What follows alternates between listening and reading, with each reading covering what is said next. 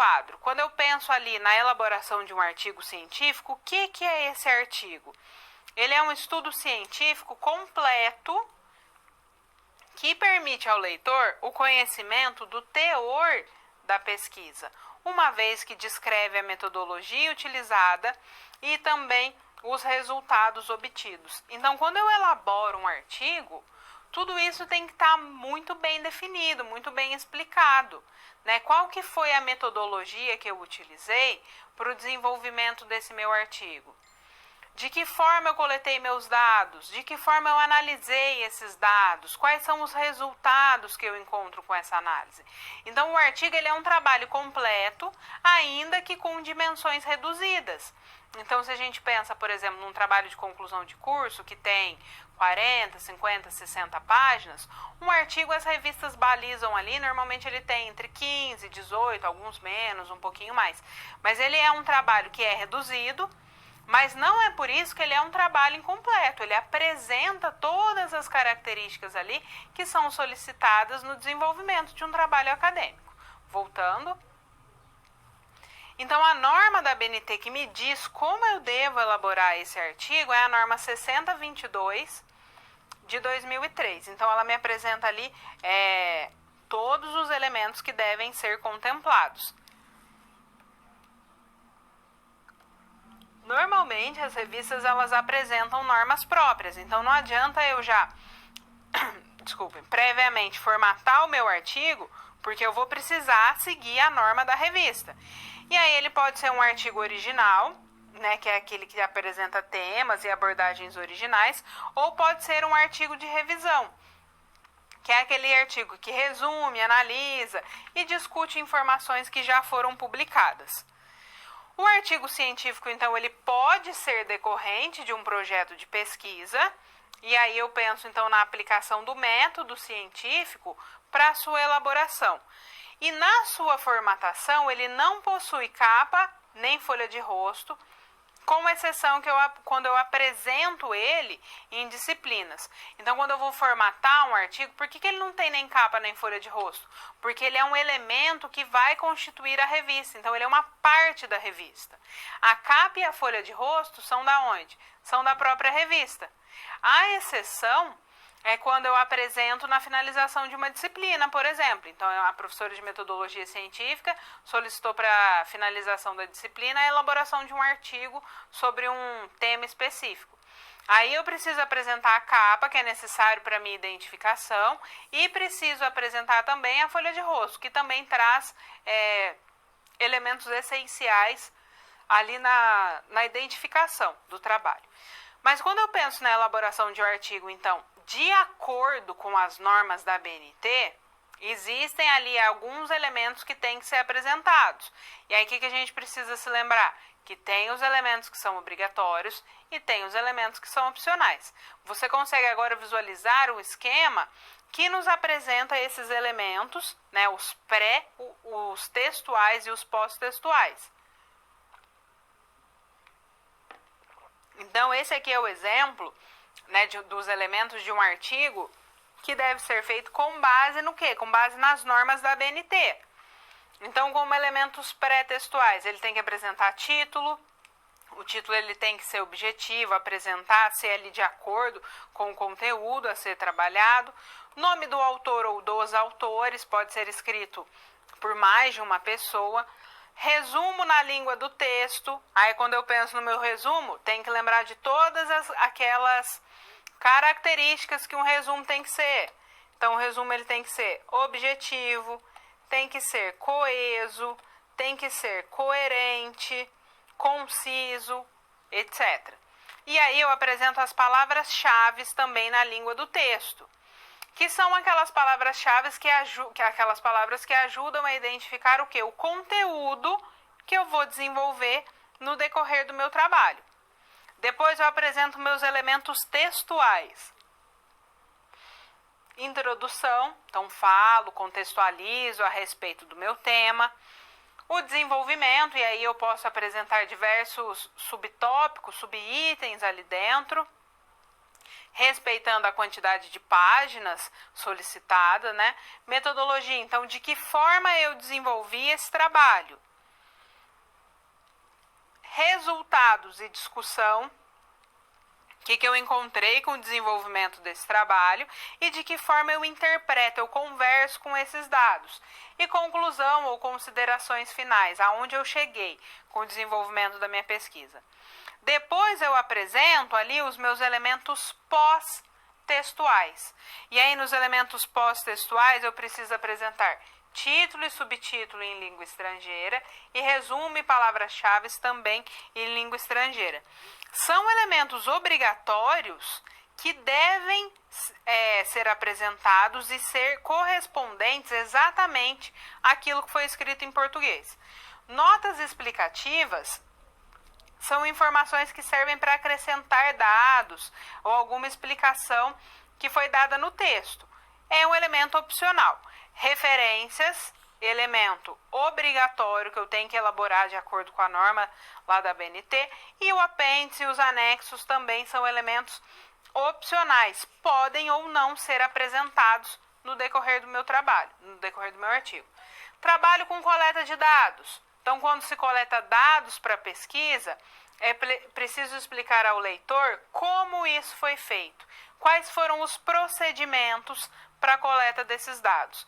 E esses dados coletados, eles podem ser apresentados em forma de texto, de tabela ou de gráficos. Aí isso fica a critério do autor do trabalho. A maneira como o autor entender, compreender que é melhor de ser apresentado, ele apresenta isso. Mas quando eu penso na estrutura desse artigo científico, eu preciso o quê? Seguir essas etapas para que o meu artigo ele fique bem elaborado, bem estruturado.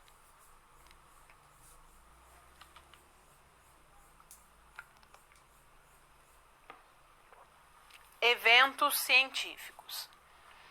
A participação em eventos científicos é fundamental, é indispensável no desenvolvimento da nossa vida acadêmica.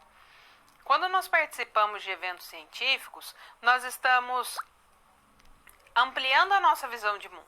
Então, nós temos contato com outros pesquisadores de outras regiões, a gente consegue perceber o que as pessoas estão fazendo, qual o trabalho que elas estão desenvolvendo. Ali, por meio do diálogo, a gente consegue, de repente, até mesmo ter ideias a respeito do que nós estamos trabalhando e pensar a partir de uma perspectiva que, de repente, não foi pensada anteriormente. Então, essa participação em eventos científicos, ela traz um crescimento profissional, um crescimento pessoal e também um crescimento acadêmico. É um momento que é muito importante. Então, é um momento que a gente socializa a nossa produção e que também a gente tem contato com outras produções. Olha lá no quadro. O que é o evento científico? Então, o evento científico, ele é um espaço para apresentação dos nossos estudos, é um espaço para debates, é um espaço para que a gente possa divulgar e compartilhar descobertas, estudos e diferentes conhecimentos. Quando nós participamos de um evento, de um trabalho, de um evento científico, nós temos o intuito de fazer a publicação nos anais desse evento. O que são os anais do evento? Os anais do evento são aquela coletânea que apresenta todos os trabalhos que foram apresentados no decorrer daquele evento. Então, ele tem um número de identificação que certifica a sua validade, a sua originalidade, e é também uma forma que a gente consegue comprovar a nossa participação. Então, se a gente precisa, de repente, documentar, o currículo Lattes, ou documentar, comprovar a participação no evento, que a gente apresentou ali o trabalho, então a publicação nesses anais, ela serve. Sempre que a gente, então, envia um trabalho para um congresso, para uma feira, para um simpósio, para um encontro, etc., normalmente a gente tem essa publicação nesses anais desses eventos. Voltando ao quadro. O que é a comunicação científica? Então, quando eu penso nessa comunicação científica, eu preciso saber que existem diferentes tipos de publicação e também de apresentação de trabalhos. E uma delas é a comunicação científica. Então, é o momento que nós podemos fazer a exposição dos resultados de um estudo, nós fazemos a divulgação de novas informações científicas, e aí é uma apresentação que é feita de uma maneira oral e que normalmente ela tem um tempo limitado. O que eu preciso saber? que o próprio evento me diz como é que eu vou apresentar o meu trabalho. Normalmente, se eu envio um resumo, esse resumo ele é apresentado em forma de pôster. O que é o pôster? Ele é uma impressão, né, grande, normalmente ela tem assim, 90 centímetros, 1 metro por 70 de largura. Isso aí depende também do evento.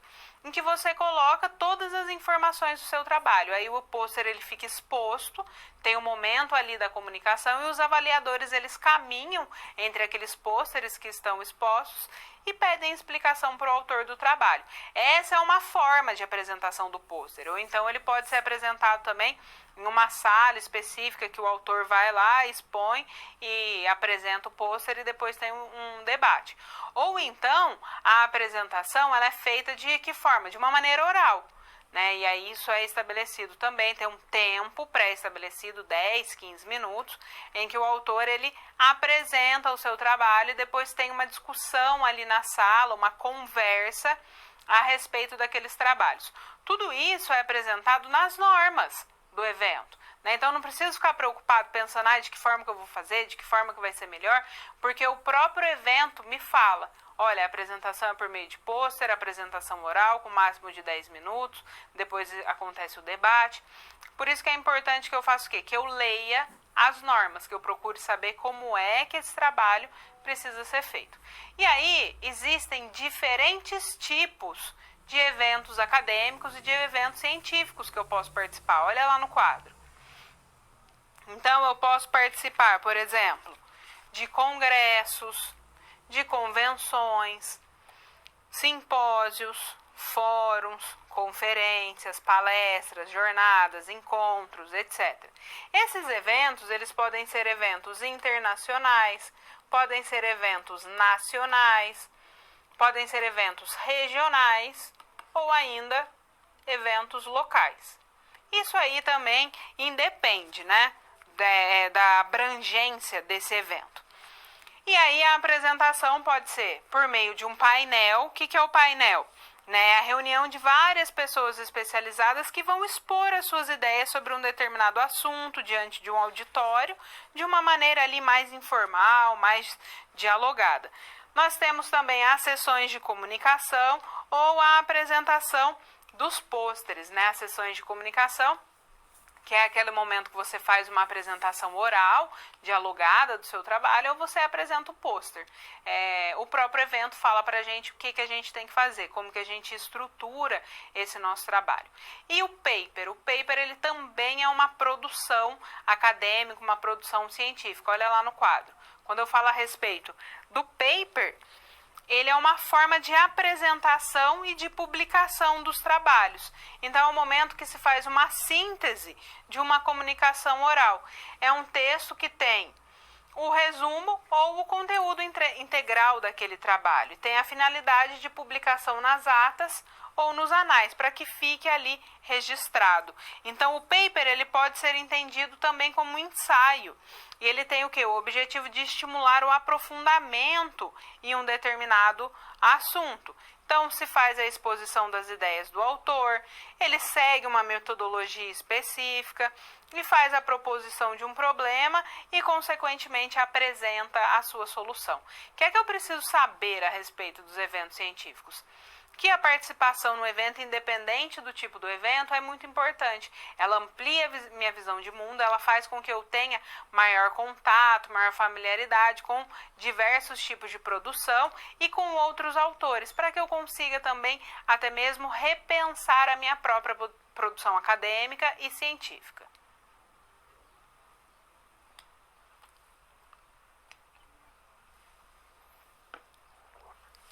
Trabalho de conclusão de curso. O momento de elaboração do meu trabalho de conclusão de curso é aquele momento que eu consolido todos os conhecimentos que eu reuni, que eu pesquisei no decorrer da minha vida acadêmica. Então eu fui estudando, né? Existem alguns temas que nós temos mais familiaridade do que outros, isso é uma coisa que é comum, e quando a gente produz o TCC, normalmente nós selecionamos um tema que nós temos mais familiaridade, temos mais afinidade. Então é aquele trabalho, aquela produção completa, que nós apresentamos, né, a nossa introdução, referencial teórico, metodologia de pesquisa, enfim, consolidamos o conhecimento ali da nossa trajetória acadêmica. Então, acompanhem comigo. O trabalho de conclusão de curso, ele faz o que, então? Ele sistematiza os resultados de uma pesquisa científica. Ele deverá ser elaborado sob a orientação de um professor orientador, o que não retira a sua responsabilidade, ou seja, a responsabilidade do autor, de buscar os conhecimentos e ter autonomia na proposição das respostas ao problema apresentado na pesquisa. O que isso quer dizer? Que o autor é que tem essa responsabilidade sobre a produção.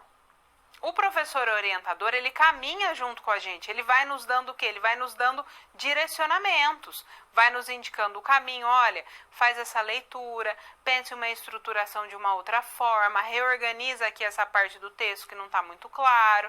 Então, o professor, ele tem esse papel, essa função de nos dar esse direcionamento, mas a produção intelectual é nossa, é do próprio autor do trabalho. Por isso que nós precisamos o quê? Fazer muitas leituras, procurar diferentes fontes, ampliar a nossa visão para que o nosso texto ele fique o quê? Ele fique bem desenvolvido, bem estruturado. Né? Voltando lá ao quadro. Então, para a elaboração do TCC, ele deve seguir os procedimentos de um estudo científico. Pode partir de um projeto de pesquisa, pode ser realizada a coleta de dados, então eu tenho que fazer também a análise dos meus dados, né, para que o meu trabalho ele fique ali bem redondinho, bem estruturado. E aí quando eu penso na estrutura, na formatação do meu TCC, eu preciso também saber que existe uma norma específica para essa estruturação. Qual que é a norma? 14.724. E aí eu também sei que eu tenho lá os meus elementos pré-textuais, tenho os meus elementos textuais e meus elementos pós-textuais. Da mesma forma que no projeto e da mesma forma que no artigo, alguns elementos são obrigatórios de serem apresentados e outros elementos eles são opcionais. Eu preciso me atentar para que eu não me confunda no momento da minha elaboração. Então a norma do projeto é uma, a norma do artigo é outra e a norma do TCC ainda é uma terceira norma. Quando eu penso, por exemplo, no projeto e no artigo, a capa ela não é um elemento obrigatório. Já no TCC ela é um elemento obrigatório. Por isso que eu preciso sempre consultar a norma no momento de elaboração. Então vamos lá ver os nossos elementos pré-textuais. Dentro dos elementos pré-textuais, né, a capa é um elemento obrigatório que ajuda na minha identificação. E a folha de rosto também é um elemento obrigatório. A catalogação, que é aquela que tem as informações ali daquilo que a gente fez, ele vai no verso da folha de rosto e isso só é apresentado depois que a gente tem a aprovação. A errata, ela é um elemento que é opcional e ela é necessária quando o autor percebe o erro depois que o material já foi impresso ou quando não é mais possível fazer correções. Aí eu apresento a minha errata. A folha de aprovação é obrigatório, que apresenta ali o nome da minha banca examinadora. Dedicatória, agradecimentos e epígrafe são elementos opcionais. Normalmente a gente apresenta dedicatória e agradecimentos, mas não é obrigatório apresentar. O resumo em língua vernácula, ou seja, na nossa língua, e o resumo em língua estrangeira, também são elementos que são obrigatórios de serem apresentados. Né? Lembrando que o resumo ele apresenta o que é a essência do meu trabalho. As listas são opcionais, de ilustrações, tabelas, abreviaturas, siglas, símbolos. Só apresento se for necessário, né? Se eu de fato achar que aquilo ali vai ajudar na identificação do meu trabalho. O sumário é elemento obrigatório, a norma 6027 me ensina a elaborar esse sumário, que ajuda no manuseio do meu trabalho. Depois eu tenho os meus elementos textuais. Introdução, coloco meu desenvolvimento, meus diferentes capítulos e conclusão, né? Onde que eu cheguei com o desenvolvimento do meu trabalho. Depois eu tenho os meus elementos pós-textuais. Aí nos elementos pós-textuais, só as referências são obrigatórios. A norma que me diz como eu faço as referências é a norma 6023. Então, para que eu não erre, eu acesso a norma.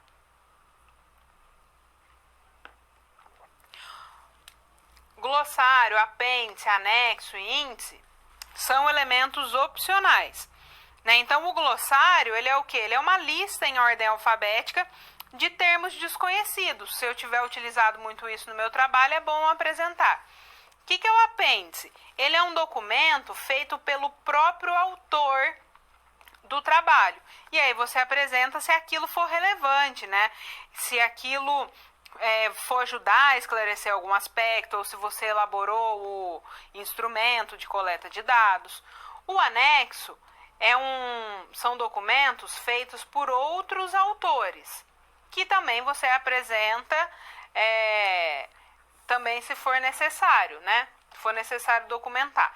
E o índice é aquela lista organizada que segue uma lógica ou uma ordem que contém nomes, assuntos e etc. no decorrer do seu trabalho. Então, esses são elementos opcionais de serem apresentados. Você vai avaliar a relevância de se apresentar ou de se não apresentar esses elementos. Então, aqui nós vimos as normas que devem ser utilizadas na elaboração de um TCC e a finalidade na elaboração desse TCC.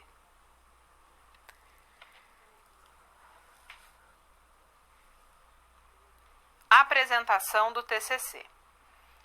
Vamos agora para a resolução da nossa situação problema. A situação que está nos orientando é a situação da Glória, que é uma aluna do ensino superior, está finalizando ali o seu ensino superior e está pleiteando uma bolsa de estudos em uma instituição fora do país. Então, a Glória, ela aprendeu ali a importância da elaboração de trabalhos acadêmicos, como que ela formata esses trabalhos. Agora, ela precisa pensar no quê? Na elaboração e na formatação do seu trabalho de conclusão de curso. Olha lá no quadro. Glória tem um importante objetivo a ser alcançado, pois está concorrendo a uma bolsa de estudos no exterior. Para isso, ela precisou vencer alguns desafios, tais como publicar um artigo científico, apresentar um trabalho científico num evento e ter uma comunicação publicada nos anais desse evento. Precisou dominar muitos saberes para apresentar adequadamente os seus trabalhos e tê-los aprovados e aceitos, né? Porque não é somente o fato da gente enviar um trabalho que quer dizer que ele vai aceito, ele é avaliado para ver se ele vai ser aprovado. Agora, a Glória deve apresentar o trabalho de conclusão de curso. Para isso, ela deverá responder: quais são as orientações para a elaboração de um TCC?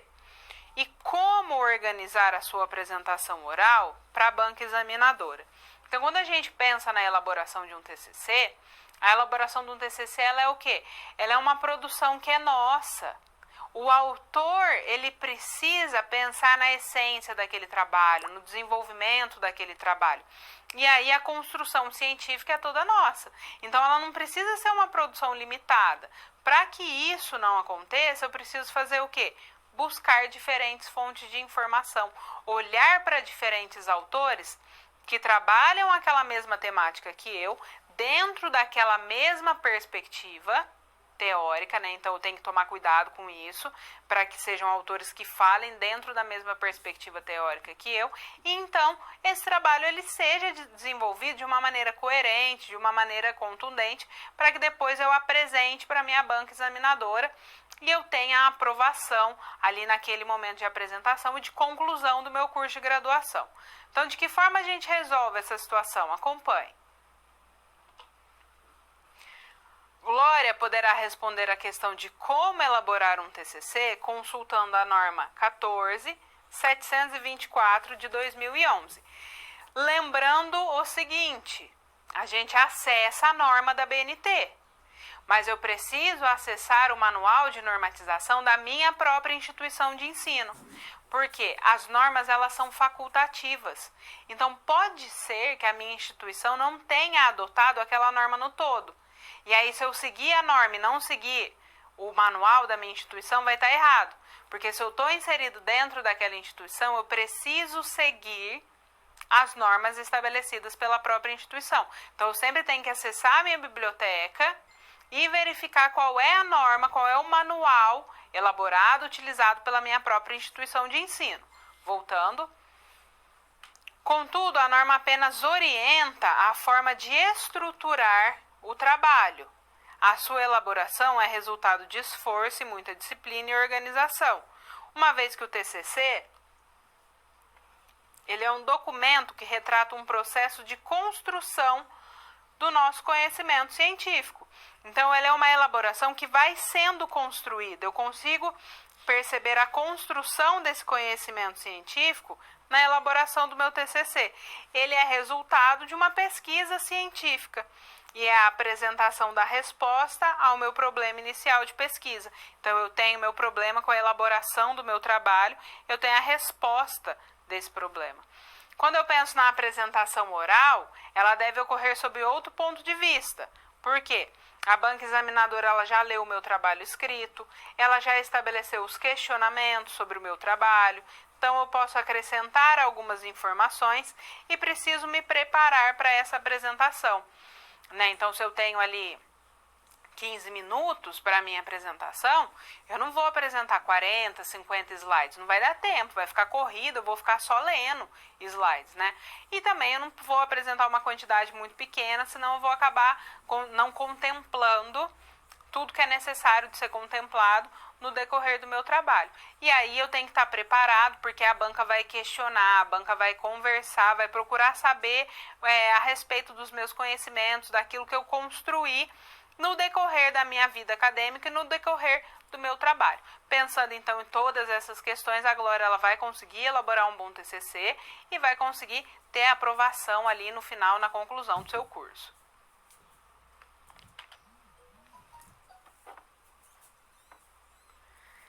Vamos agora para a nossa interação.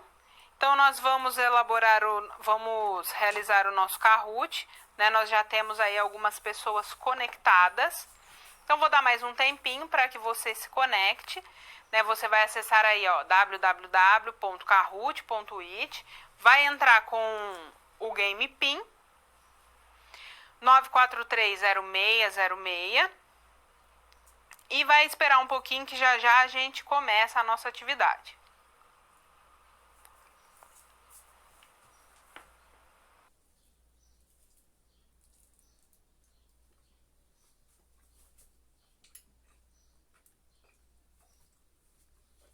Gente entrando, vou esperar mais um pouquinho.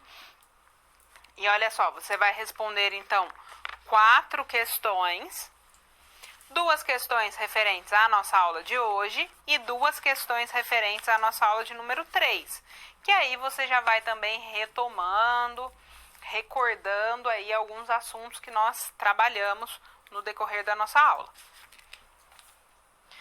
Ainda tem mais gente entrando, vou esperar mais um pouquinho.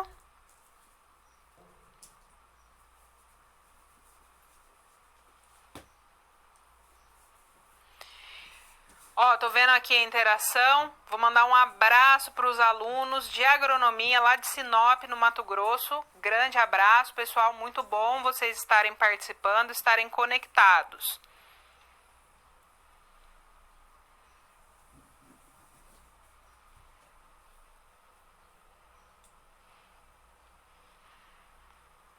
Isso aí, bastante gente se conectando. Vou esperar mais um pouco para você entrar.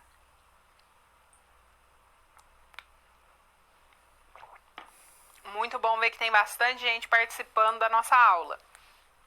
Lembrando que se vocês tiverem dúvidas, questionamentos, vocês podem enviar, né? Que mesmo a gente estando caminhando para o final da nossa disciplina, vocês enviam para o tutor e a gente entra em contato para responder essas dúvidas. Bastante gente entrando. Então, olha só, vou iniciar a atividade, tá? Quanto mais rápido você responde, maior a sua pontuação e maior a possibilidade de você aparecer aqui no nosso pódio.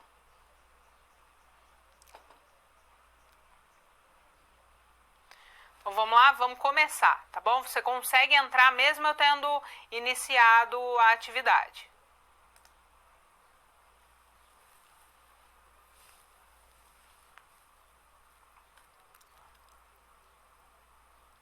Esse método de análise da sociedade baseia suas análises nas ciências lógicas e matemáticas e nas ciências empíricas. Pergunta da aula de número 3.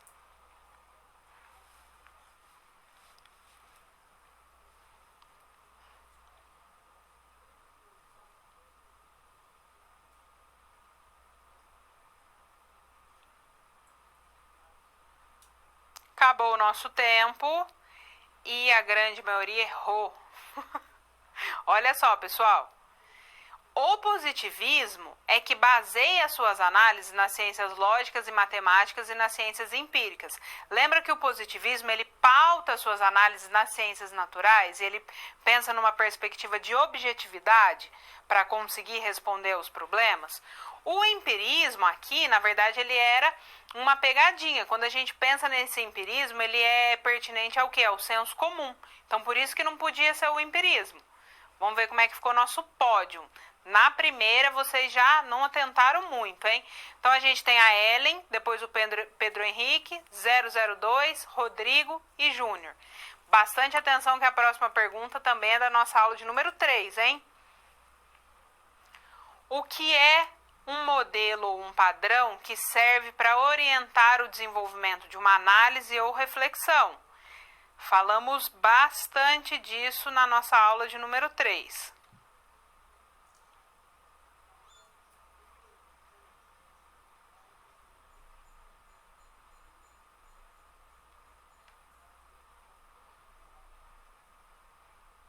E a maioria errou também.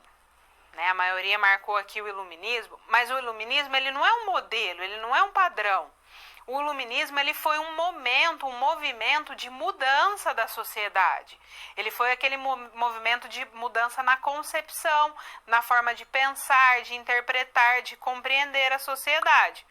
O antropocentrismo também é uma outra forma de compreender. Em que os indivíduos estão no centro das explicações. Mas isso não é um modelo, não é um padrão. É o paradigma, que é aquele modelo que a gente adota para orientar o desenvolvimento das nossas análises ou das nossas reflexões. Vamos ver como ficou o nosso pódio. A Ellen, olha ali, primeiríssimo lugar. Rodrigo, J. Melo, Bi, lá de Jaú, e Cleomar aparecendo. Vamos para a nossa terceira pergunta.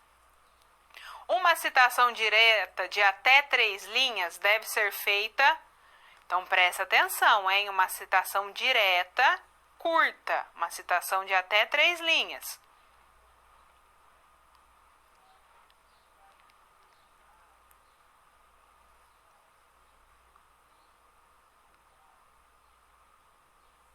E a maioria errou também. Vocês a colocaram assim, no corpo do texto sem aspas. Mas se eu coloco no corpo do texto sem aspas, aí não é uma citação direta, é uma citação indireta. Teve gente que falou que não é possível fazer esse tipo de citação, é possível sim. Quem marcou que é utilizando recuo de 4 centímetros da margem é uma citação direta de mais de 3 linhas. A citação direta curta eu faço no corpo do texto entre aspas duplas. Então, a Ellen saiu, Subiu aqui o Rodrigo, Ellen em segundo, J. Melo, Batata e o Paulo aparecendo no nosso pódio. Vamos ver aqui a nossa última pergunta e ela vale o dobro de pontos, hein? Então, a gente pode ter uma mudança. Nesse elemento pós-textual, são incluídos documentos elaborados por outra pessoa. Então, não é elaborado pelo autor do texto.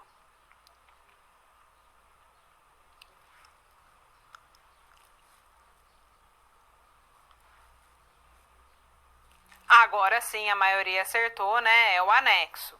Teve bastante gente que marcou lá o índice, mas não tem nada a ver. E o apêndice é elaborado pelo próprio autor do texto. Então, vamos ver como que ficou o nosso pódio. Terceiro lugar, a Ana Cláudia, acertando 3 perguntas de 4. Depois o Paulo, olha aí, apareceu acertando 3 perguntas de 4. E em primeiríssimo lugar, o Rodrigo, olha só, veio subindo e apareceu aí. Depois o Rafael e a Simone. Então, muito bem, pessoal, esse aí é o nosso Kahoot, foi o nosso Kahoot, o nosso momento de interação, que é o momento que a gente consegue, né, verificar tudo que a gente aprendeu no decorrer da nossa aula. Olha lá no quadro, então nós temos ali o nosso recapitulando, que eu tenho que pensar sempre nas citações e nas referências do meu texto. Sempre observando o quê? Sempre observando as normas da BNT. Lembrando que tudo que eu apresento no decorrer do meu texto necessariamente precisa estar no meu corpo de referências. Então eu não posso esquecer de um autor que eu coloquei ali no meu texto e não apresentar no meu corpo de referências, e sempre seguir o manual de normatização da minha instituição de ensino para que não ocorra erro, tá bom? Então agora nós chegamos ao final da nossa aula e também ao final da nossa disciplina. Espero que a disciplina tenha contribuído para a ampliação da sua visão de mundo e do seu conhecimento. Foi um prazer trabalhar com você. Nós nos encontramos em uma próxima oportunidade. Um grande abraço, até mais.